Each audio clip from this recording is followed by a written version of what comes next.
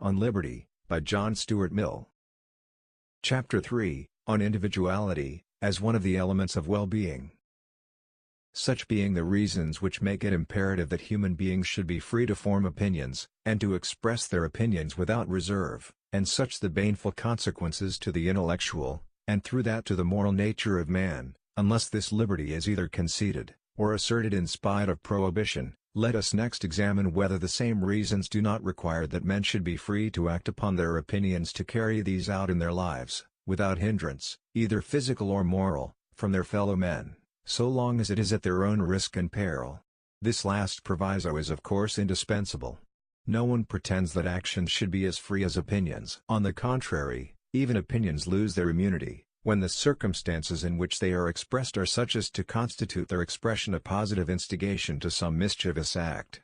An opinion that corn dealers are starvers of the poor, or that private property is robbery, ought to be unmolested when simply circulated through the press, but may justly incur punishment when delivered orally to an excited mob assembled before the house of a corn dealer, or when handed about among the same mob in the form of a placard. Acts of whatever kind, which, without justifiable cause, do harm to others, may be, and in the more important cases absolutely required to be, controlled by the unfavorable sentiments, and, when needful, by the active interference of mankind. The liberty of the individual must be thus far limited: he must not make himself a nuisance to other people. But if he refrains from molesting others in what concerns them, and merely acts according to his own inclination and judgment in things which concern himself, the same reasons which show that opinion should be free, prove also that he should be allowed, without molestation, to carry his opinions into practice at his own cost. That mankind are not infallible, that their truths, for the most part, are only half-truths, that unity of opinion, unless resulting from the fullest and freest comparison of opposite opinions, is not desirable, and diversity not an evil, but a good, until mankind are much more capable than at present of recognizing all sides of the truth, are principles applicable to men's modes of action, not less than to their opinions. As it is useful that while mankind are imperfect there should be different opinions, so is it that there should be different experiments of living, that free scope should be given to varieties of character, short of injury to others, and that the worth of different modes of life should be proved practically, when anyone thinks fit to try them. It is desirable, in short, that in things which do not primarily concern others, individuality should assert itself. Where, not the person's own character, but the traditions of customs of other people are the rule of conduct, there is wanting one of the principal ingredients of human happiness, and quite the chief ingredient of individual and social progress. In maintaining this principle, the greatest difficulty to be encountered does not lie in the appreciation of means towards an acknowledged end, but in the indifference of persons in general to the end itself. If it were felt that the free development of individuality is one of the leading essentials of well-being, that it is not only a coordinate element with all that is designated by the term civilization, instruction, education, culture, but is itself a necessary part and condition of all those things, there would be no danger that liberty should be undervalued, and the adjustment of the boundaries between it and social control would present no extraordinary difficulty. But the evil is, that individual spontaneity is hardly recognized by the common modes of thinking as having any intrinsic worth, or deserving any regard on its own account. The majority, being satisfied with the ways of mankind as they now are, for it is they who make them what they are, cannot comprehend why those ways should not be good enough for everybody, and what is more, spontaneity forms no part of the ideal of the majority of moral and social reformers, but is rather looked on with jealousy, as a troublesome and perhaps rebellious obstruction to the general acceptance of what these reformers, in their own judgment, think would be best for mankind. Few persons, out of Germany, even comprehend the meaning of the doctrine which Wilhelm von Humboldt, so eminent both as a savant and as a politician, made the text of a treatise that the end of man, or that which is prescribed by the eternal or immutable dictates of reason, and not suggested by vague and transient desires, is the highest and most harmonious development of his powers to a complete and consistent whole, that, therefore, the object towards which every human being must ceaselessly direct his efforts, and on which especially those who design to influence their fellow men must ever keep their eyes, is the individuality of power and development, that for this there are two requisites, freedom, and a variety of situations, and that from the union of these arise individual vigor and manifold diversity, which combine themselves in originality. Little, however, As people are accustomed to a doctrine like that of von Humboldt, and surprising as it may be to them to find so high a value attached to individuality, the question, one must nevertheless think, can only be one of degree. No one's idea of excellence in conduct is that people should do absolutely nothing but copy one another.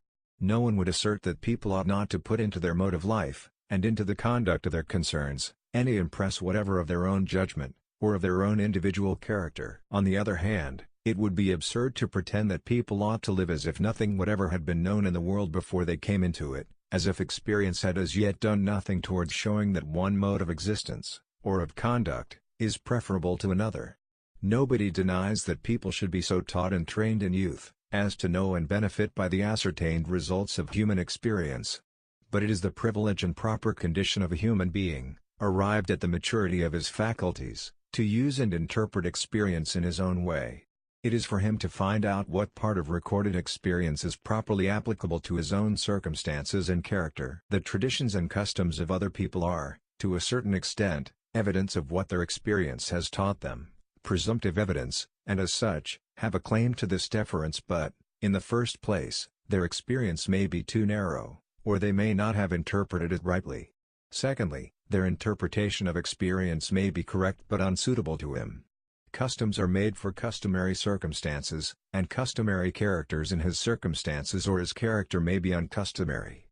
Thirdly, though the customs be both good as customs, and suitable to him, yet to conform to custom, merely as custom, does not educate or develop in him any of the qualities which are the distinctive endowment of a human being. The human faculties of perception, judgment, discriminative feeling, mental activity, and even moral preference, are exercised only in making a choice. He who does anything because it is the custom, makes no choice. He gains no practice either in discerning or in desiring what is best. The mental and moral, like the muscular powers, are improved only by being used. The faculties are called into no exercise by doing a thing merely because others do it, no more than by believing a thing only because others believe it. If the grounds of an opinion are not conclusive to the person's own reason, his reason cannot be strengthened, but is likely to be weakened by his adopting it, and if the inducements to an act are not such as are consentaneous to his own feelings and character where affection, or the rights of others are not concerned, it is so much done towards rendering his feelings and character inert and torpid, instead of active and energetic. He who lets the world, or his own portion of it, choose his plan of life for him, has no need of any other faculty than the ape-like one of imitation. He who chooses his plan for himself, employs all his faculties. He must use observation to see, reasoning and judgment to foresee, activity to gather materials for decision, discrimination to decide, and when he has decided, firmness and self-control to hold to his deliberate decision. And these qualities he requires and exercises exactly in proportion as the part of his conduct which he determines according to his own judgment and feelings is a large one. It is possible that he might be guided in some good path, and kept out of harm's way, without any of these things. But what will be his comparative worth as a human being? It really is of importance, not only what men do, but also what manner of men they are that do it. Among the works of man, which human life is rightly employed in perfecting and beautifying, the first in importance surely is man himself. Supposing it were possible to get houses built, corn grown, battles fought, causes tried, and even churches erected and prayers said, by machinery by automatons in human form, it would be a considerable loss to exchange for these automatons even the men and women who at present inhabit the more civilized parts of the world, and who assuredly are but starved specimens of what nature can and will produce. Human nature is not a machine to be built after a model, and set to do exactly the work prescribed for it, but a tree, which requires to grow and develop itself on all sides, according to the tendency of the inward forces which make it a living thing. It will probably be conceded that it is desirable people should exercise their understandings, and that an intelligent following of custom, or even occasionally an intelligent deviation from custom, is better than a blind and simply mechanical adhesion to it. To a certain extent it is admitted, that our understandings should be our own, but there is not the same willingness to admit that our desires and impulses should be our own likewise, or that to possess impulses of our own, and of any strength, is anything but a peril and a snare. Yet desires and impulses are as much a part of a perfect human being, as beliefs and restraints and strong impulses are only perilous when not properly balanced. When one set of aims and inclinations is developed into strength, while others, which ought to coexist with them, remain weak and inactive. It is not because men's desires are strong that they act ill, it is because their consciences are weak. There is no natural connection between strong impulses and a weak conscience. The natural connection is the other way. To say that one person's desires and feelings are stronger and more various than those of another, is merely to say that he is more of the raw material of human nature, and is therefore capable, perhaps of more evil, but certainly of more good. Strong impulses are but another name for energy. Energy may be turned to bad uses, but more good may always be made of an energetic nature, than of an indolent and impassive one. Those who have most natural feeling, are always those whose cultivated feelings may be made the strongest. The same strong susceptibilities which make the personal impulses vivid and powerful, are also the source from whence are generated the most passionate love of virtue, and the sainturnous self-control. It is through the cultivation of these, that society both does its duty and protects its interests, not by rejecting the stuff of which heroes are made, because it knows not how to make them. A person whose desires and impulses are his own are the expression of his own nature, as it has been developed and modified by his own culture, is said to have a character. One whose desires and impulses are not his own, has no character, no more than a steam engine has a character. If, in addition to being his own, his impulses are strong, and are under the government of a strong will, he has an energetic character. Whoever thinks that individuality of desires and impulses should not be encouraged to unfold itself, must maintain that society has no need of strong natures, is not the better for containing many persons who have much character, and that a high general average of energy is not desirable. In some early states of society, these forces might be, and were, too much ahead of the power which society then possessed of disciplining and controlling them. There has been a time when the element of spontaneity and individuality was in excess, and the social principle had a hard struggle with it. The difficulty then was, to induce men of strong bodies or minds to pay obedience to any rules which required them to control their impulses.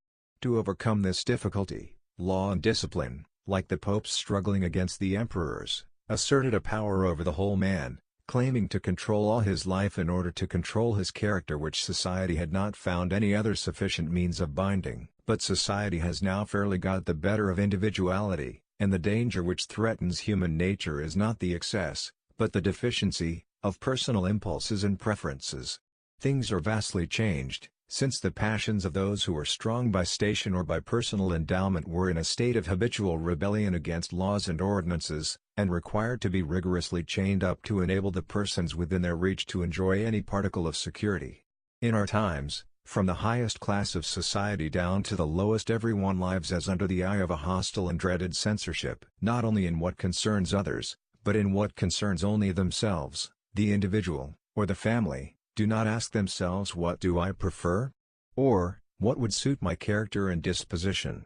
Or, what would allow the best and highest in me to have fair play, and enable it to grow and thrive? They ask themselves, what is suitable to my position? What is usually done by persons of my station and pecuniary circumstances? Or worse still, what is usually done by persons of a station and circumstances superior to mine? I do not mean that they choose what is customary, in preference to what suits their own inclination.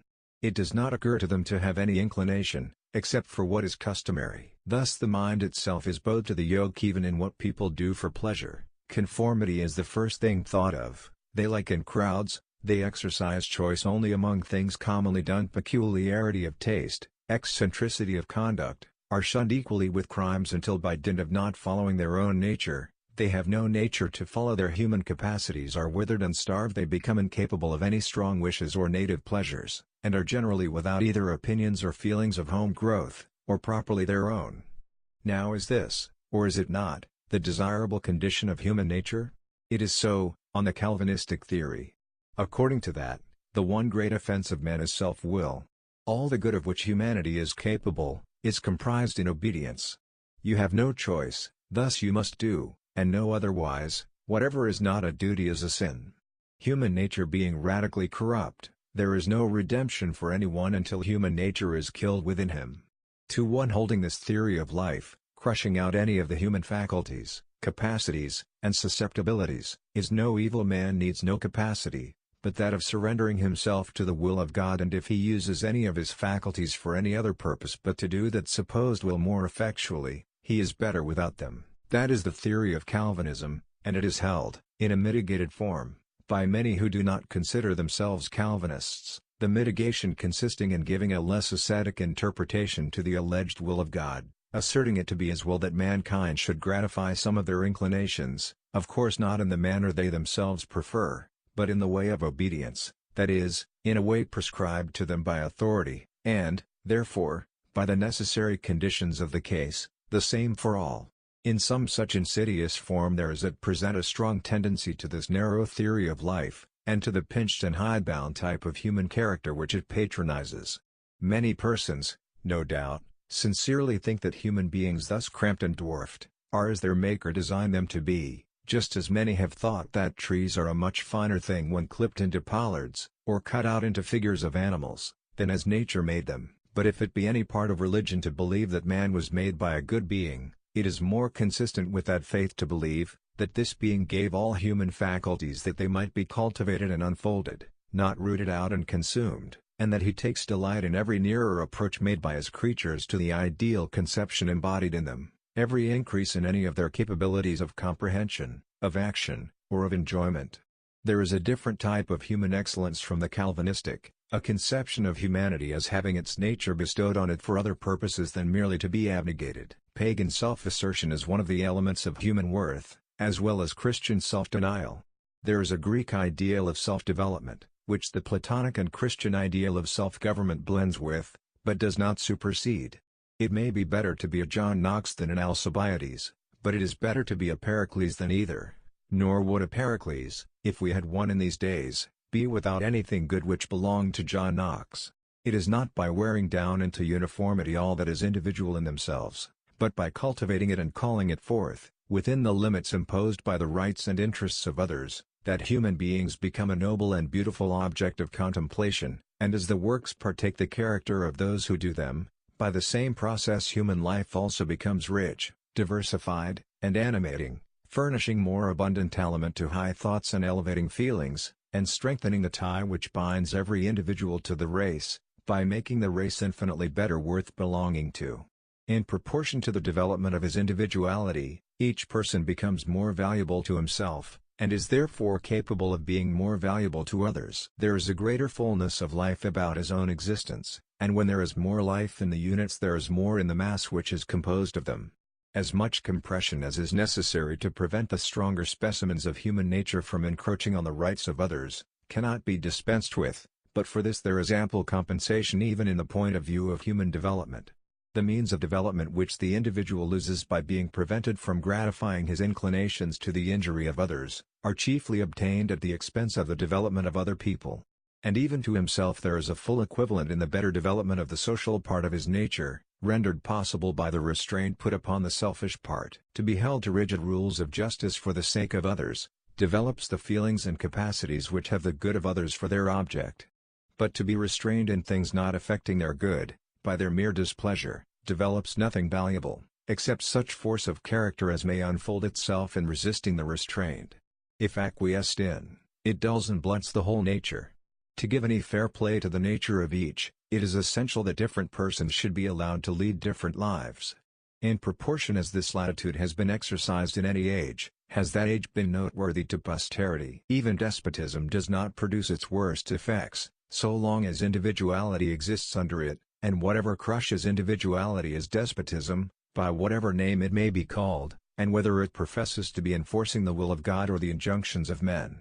Having said that individuality is the same thing with development, and that it is only the cultivation of individuality which produces, or can produce, well-developed human beings, I might here close the argument for what more or better can be said of any condition of human affairs, than that it brings human beings themselves nearer to the best thing they can be? Or what worse can be said of any obstruction to good, than that it prevents this? Doubtless, however, these considerations will not suffice to convince those who most need convincing, and it is necessary further to show, that these developed human beings are of some use to the undeveloped, to point out to those who do not desire liberty, and would not avail themselves of it, that they may be in some intelligible manner rewarded for allowing other people to make use of it without hindrance. In the first place, then, I would suggest that they might possibly learn something from them. It will not be denied by anybody, that originality is a valuable element in human affairs. There is always need of persons not only to discover new truths, and point out when what were once truths are true no longer, but also to commence new practices, and set the example of more enlightened conduct, and better taste and sense in human life. This cannot well be gainsaid by anybody who does not believe that the world has already attained perfection in all its ways and practices. It is true that this benefit is not capable of being rendered by everybody alike. There are but few persons, in comparison with the whole of mankind, whose experiments, if adopted by others, would be likely to be any improvement on established practice. But these few are the salt of the earth. Without them, human life would become a stagnant pool. Not only is it they who introduced good things which did not before exist, it is they who keep the life in those which already existed. If there were nothing new to be done, would human intellect cease to be necessary? Would it be a reason why those who do the old things should forget why they are done, and do them like cattle, not like human beings? There is only too great a tendency in the best beliefs and practices to degenerate into the mechanical, and unless there were a succession of persons whose ever-recurring originality prevents the grounds of those beliefs and practices from becoming merely traditional, such dead matter would not resist the smallest shock from anything really alive, and there would be no reason why civilization should not die out, as in the Byzantine Empire. Persons of genius, it is true, are, and are always likely to be, a small minority, but in order to have them, it is necessary to preserve the soil in which they grow. Genius can only breathe freely in an atmosphere of freedom. Persons of genius are, ex vi termini, more individual than any other people, less capable, consequently, of fitting themselves, without hurtful compression, into any of the small number of molds which society provides in order to save its members the trouble of forming their own character. If from timidity they consent to be forced into one of these molds, and to let all that part of themselves which cannot expand under the pressure remain unexpanded, society will be little the better for their genius. If they are of a strong character, and break their fetters, they become a mark for the society which has not succeeded in reducing them to commonplace, to point out with solemn warning as wild, erratic, and the like, much as if one should complain of the Niagara River for not flowing smoothly between its banks like a Dutch canal. I insist thus emphatically on the importance of genius, and the necessity of allowing it to unfold itself freely both in thought and in practice, being well aware that no one will deny the position in theory, but knowing also that almost every one, in reality, is totally indifferent to it. People think genius a fine thing if it enables a man to write an exciting poem, or paint a picture. But in its true sense, that of originality in thought and action, though no one says that it is not a thing to be admired, nearly all, at heart, think they can do very well without it. Unhappily, this is too natural to be wondered at. Originality is the one thing which unoriginal minds cannot feel the use of. They cannot see what it is to do for them. How should they? If they could see what it would do for them, it would not be originality. The first service which originality has to render them, is that of opening their eyes, which being once fully done, they would have a chance of being themselves original. Meanwhile, recollecting that nothing was ever yet done which someone was not the first to do, and that all good things which exist are the fruits of originality, let them be modest enough to believe that there is something still left for it to accomplish, and assure themselves that they are more in need of originality, the less they are conscious of the want. In sober truth, whatever homage may be professed, or even paid, to real or supposed mental superiority, the general tendency of things throughout the world is to render mediocrity the ascendant power among mankind. In ancient history, in the Middle Ages, and in a diminishing degree through the long transition from feudality to the present time, the individual was a power in himself, and if he had either great talents or a high social position, he was a considerable power. At present individuals are lost in the crowd. In politics it is almost a triviality to say that public opinion now rules the world. The only power deserving the name is that of masses, and of governments, while they make themselves the organ of the tendencies and instincts of masses. This is as true in the moral and social relations of private life as in public transactions. Those whose opinions go by the name of public opinion, are not always the same sort of public. In America, they are the whole white population, in England, chiefly the middle class. But they are always a mass, that is to say, collective mediocrity. And what is still greater novelty, the mass do not now take their opinions from dignitaries in church or state, from ostensible leaders, or from books. Their thinking is done for them by men much like themselves, addressing them or speaking in their name, on the spur of the moment, through the newspapers. I am not complaining of all this. I do not assert that anything better is compatible, as a general rule, with the present low state of the human mind. But that does not hinder the government of mediocrity from being mediocre government. No government by a democracy or a numerous aristocracy, either in its political acts or in the opinions, qualities, and tone of mind which it fosters, ever did or could rise above mediocrity, except in so far as the sovereign many have let themselves be guided, which in their best times they always have done, by the counsels and influence of a more highly gifted and instructed one or few. The initiation of all wise or noble things, comes and must come from individuals, generally at first from some one individual. The honor and glory of the average man is that he is capable of following that initiative, that he can respond internally to wise and noble things, and be led to them with his eyes open. I am not countenancing the sort of hero worship which applauds the strong man of genius for forcibly seizing on the government of the world and making it do his bidding in spite of itself. All he can claim is freedom to point out the way. The power of compelling others into it is not only inconsistent with the freedom and development of all the rest, but corrupting to the strong man himself. It does seem, however, that when the opinions of masses of merely average men are everywhere becoming the dominant power, the counterpoise and corrective to that tendency would be the more and more pronounced individuality of those who stand on the higher eminences of thought. It is in these circumstances most especially, that exceptional individuals, instead of being deterred, should be encouraged in acting differently from the mass. In other times there was no advantage in their doing so, unless they acted not only differently, but better. In this age the mere example of nonconformity, the mere refusal to bend the knee to custom, is itself a service. Precisely because the tyranny of opinion is such as to make eccentricity a reproach, it is desirable, in order to break through that tyranny, that people should be eccentric. Eccentricity has always abounded when and where strength of character has abounded, and the amount of eccentricity in a society has generally been proportional to the amount of genius, mental vigor, and moral courage which it contained. That so few now dare to be eccentric, marks the chief danger of the time. I have said that it is important to give the freest scope possible to uncustomary things, in order that it may in time appear which of these are fit to be converted into customs. But independence of action, and disregard of custom are not solely deserving of encouragement for the chance they afford that better modes of action, and customs more worthy of general adoption, may be struck out, nor is it only persons of decided mental superiority who have a just claim to carry on their lives in their own way. There is no reason that all human existences should be constructed on some one, or some small number of patterns. If a person possesses any tolerable amount of common sense and experience, his own mode of laying out his existence is the best, not because it is the best in itself, but because it is his own mode. Human beings are not like sheep, and even sheep are not undistinguishably alike. A man cannot get a coat or a pair of boots to fit him, unless they are either made to his measure, or he has a whole warehouse full to choose from. And is it easier to fit him with a life than with a coat, or are human beings more like one another in their whole physical and spiritual conformation than in the shape of their feet? If it were only that people have diversities of taste, that is reason enough for not attempting to shape them all after one model. But different persons also require different conditions for their spiritual development, and can no more exist healthily in the same moral, than all the variety of plants can in the same physical atmosphere and climate. The same things which are helps to one person towards the cultivation of his higher nature, are hindrances to another.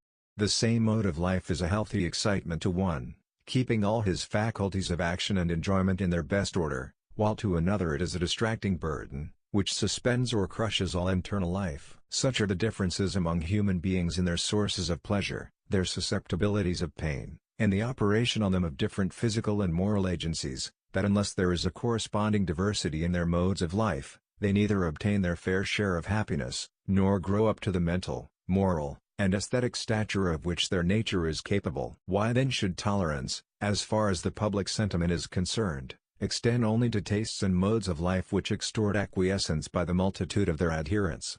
Nowhere except in some monastic institutions is diversity of taste entirely unrecognized. A person may without blame, either like or dislike rowing, or smoking, or music, or athletic exercises, or chess, or cards, or study, because both those who like each of these things, and those who dislike them, are too numerous to be put down. But the man, and still more the woman, who can be accused either of doing what nobody does, or of not doing what everybody does, is the subject of as much depreciatory remark as if he or she had committed some grave moral delinquency. Persons required to possess a title, or some other badge of rank, or the consideration of people of rank, to be able to indulge somewhat in the luxury of doing as they like without detriment to their estimation. To indulge somewhat, I repeat, for whoever allow themselves much of that indulgence, incur the risk of something worse than disparaging speech, as they are in peril of a commission de lunatico, and of having their property taken from them and given to their relations. There is one characteristic of the present direction of public opinion, peculiarly calculated to make it intolerant of any marked demonstration of individuality. The general average of mankind are not only moderate in intellect, but also moderate in inclinations. They have no tastes or wishes strong enough to incline them to do anything unusual, and they consequently do not understand those who have, and class all such with the wild and intemperate whom they are accustomed to look down upon. Now, in addition to this fact, which is general, we have only to suppose that a strong movement has set in towards the improvement of morals, and it is evident what we have to expect. In these days such a movement has set in. Much has actually been effected in the way of increased regularity of conduct, and discouragement of excesses, and there is a philanthropic spirit abroad, for the exercise of which there is no more inviting field than the moral and prudential improvement of our fellow creatures. These tendencies of the times cause the public to be more disposed than at most former periods to prescribe general rules of conduct, and endeavor to make every one conform to the approved standard. And that standard, express or tacit, is to desire nothing strongly. Its ideal of character is to be without any marked character, to maim by compression, like a Chinese lady's foot, every part of human nature which stands out prominently, and tends to make the person markedly dissimilar in outline to commonplace humanity. As is usually the case with ideals which exclude one half of what is desirable, the present standard of approbation produces only an inferior imitation of the other half. Instead of great energies guided by vigorous reason, and strong feelings strongly controlled by a conscientious will, its result is weak feelings and weak energies, which therefore can be kept in outward conformity to rule without any strength either of will or of reason. Already energetic characters on any large scale are becoming merely traditional. There is now scarcely any outlet for energy in this country except business. The energy expended in that may still be regarded as considerable. What little is left from that employment, is expended on some hobby, which may be a useful, even a philanthropic hobby, but is always some one thing, and generally a thing of small dimensions. The greatness of England is now all collective, individually small. We only appear capable of anything great by our habit of combining, and with this our moral and religious philanthropists are perfectly contented. But it was men of another stamp than this that made England what it has been, and men of another stamp will be needed to prevent its decline.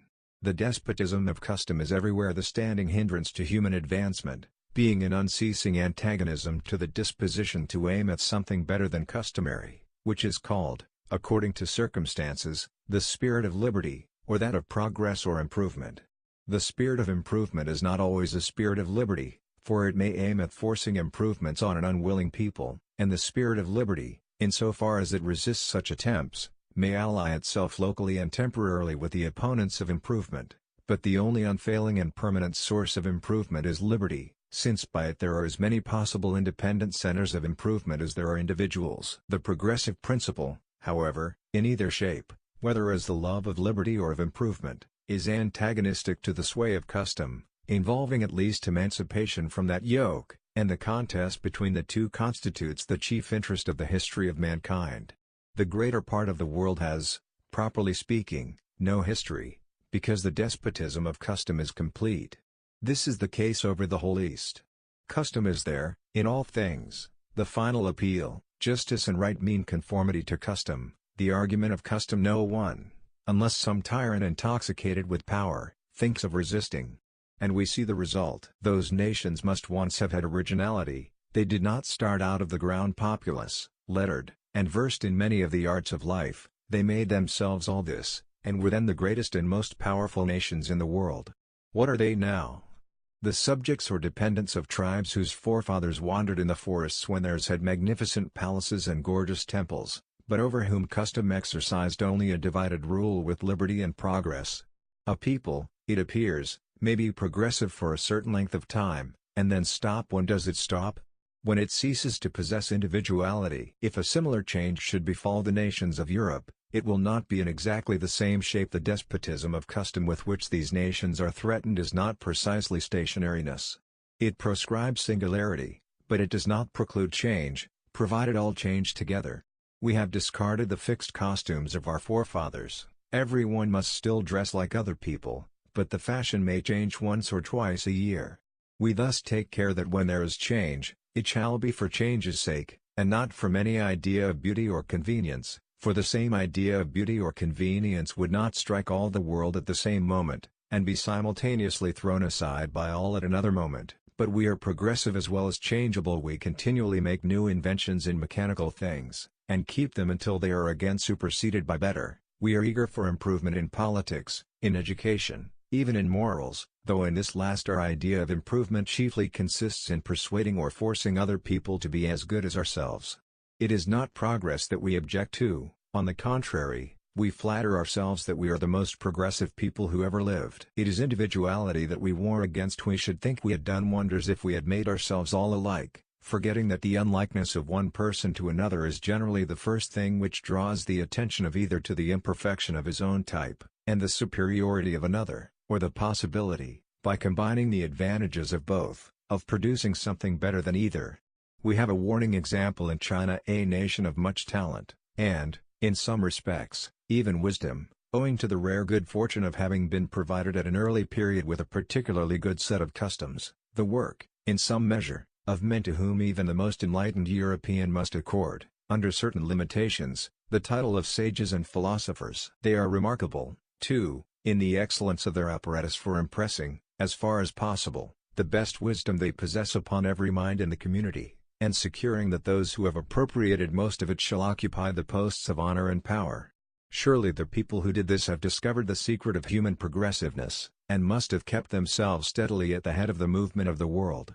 On the contrary, they have become stationary, have remained so for thousands of years, and if they are ever to be farther improved, it must be by foreigners. They have succeeded beyond all hope in what English philanthropists are so industriously working at, in making a people all alike, all governing their thoughts and conduct by the same maxims and rules, and these are the fruits.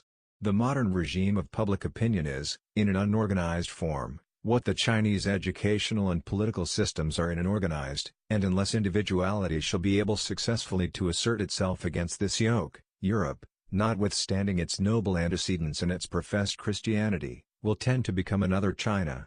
What is it that has hitherto preserved Europe from this lot? What has made the European family of nations an improving, instead of a stationary portion of mankind? Not any superior excellence in them, which when it exists as the effect, not as the cause, but their remarkable diversity of character and culture. Individuals, classes, nations, have been extremely unlike one another. They have struck out a great variety of paths, each leading to something valuable, and although at every period those who traveled in different paths have been intolerant of one another, and each would have thought it an excellent thing if all the rest could have been compelled to travel his road, their attempts to thwart each other's development have rarely had any permanent success, and each has in time endured to receive the good which the others have offered. Europe is, in my judgment, wholly indebted to this plurality of paths for its progressive and many-sided development. But it already begins to possess this benefit in a considerably less degree. It is decidedly advancing towards the Chinese ideal of making all people alike. M. de Tocqueville, in his last important work, remarks how much more the Frenchmen of the present day resemble one another, than did those even of the last generation. The same remark might be made of Englishmen in a far greater degree. In a passage already quoted from Wilhelm von Humboldt, he points out two things as necessary conditions of human development, because necessary to render people unlike one another, namely, freedom, and variety of situations. The second of these two conditions is in this country every day diminishing. The circumstances which surround different classes and individuals, and shape their characters, are daily becoming more assimilated. Formerly, different ranks, different neighborhoods, different trades and professions lived in what might be called different worlds. At present, to a great degree, in the same. Comparatively speaking, they now read the same things, listen to the same things, see the same things, go to the same places, have their hopes and fears directed to the same objects, have the same rights and liberties, and the same means of asserting them. Great as are the differences of position which remain, they are nothing to those which have ceased. And the assimilation is still proceeding. All the political changes of the age promote it, since they all tend to raise the low and to lower the high. Every extension of education promotes it, because education brings people under common influences, and gives them access to the general stock of facts and sentiments. Improvements in the means of communication promote it, by bringing the inhabitants of distant places into personal contact, and keeping up a rapid flow of changes of residence between one place and another. The increase of commerce and manufactures promotes it, by diffusing more widely the advantages of easy circumstances, and opening all objects of ambition, even the highest, to general competition, whereby the desire of rising becomes no longer the character of a particular class, but of all classes. A more powerful agency than even all these, in bringing about a general similarity among mankind, is the complete establishment, in this and other free countries, of the ascendancy of public opinion in the state. As the various social eminences which enabled persons entrenched on them to disregard the opinion of the multitude, gradually became leveled, as the very idea of resisting the will of the public, when it is positively known that they have a will, disappears more and more from the minds of practical politicians, there ceases to be any social support for nonconformity, any substantive power in society, which, itself opposed to the ascendancy of numbers, is interested in taking under its protection opinions and tendencies at variance with those of the public. The combination of all these causes forms so great a mass of influences hostile to individuality, that it is not easy to see how it can stand its ground. It will do so with increasing difficulty, unless the intelligent part of the public can be made to feel its value, to see that it is good there should be differences, even though not for the better, even though, as it may appear to them, some should be for the worse.